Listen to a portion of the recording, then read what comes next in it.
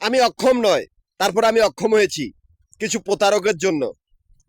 আমি দুর্বল নয়, তারপরে আমি দুর্বল হয়েছি কিছু প্রতারক বেঈমানের জন্য।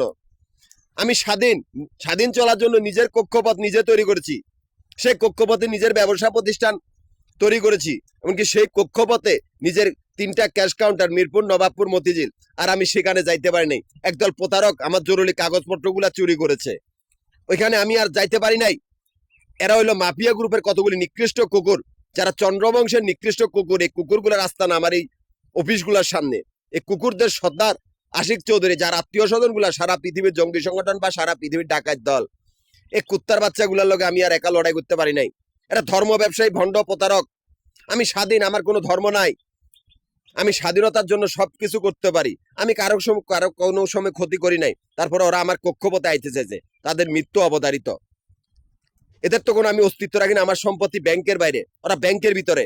এমনকি ব্যাংকের ভিতরে আমি মালিক, ব্যাংকের ভিতরে সমস্ত বাড়ি ঘরের মালিক আমি। ওরা তো তারপরেও ওদের কোনো শরম লজ্জা নেই, কারণ ওদেরকে আমি চাকরি দিই নাই। এমনকি ব্যাংকের বাইরে আমার সম্পত্তি, আমার নিজের পরিশ্রমের ফল।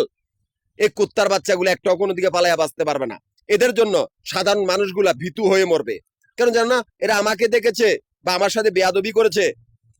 আমি অক্ষম ছিলাম তখন, আমার বুদ্ধি কাজ করে নাই। এই জন্য এদের সাধারণ মানুষগুলা ভীতু হয়ে মরবে, চোখের সম্মুখে মৃত্যু দেখবে, কেউ পালাতে পারবে না। এটাই ওদের চূড়ান্ত শাস্তি। আমি প্রকৃতিরাজ।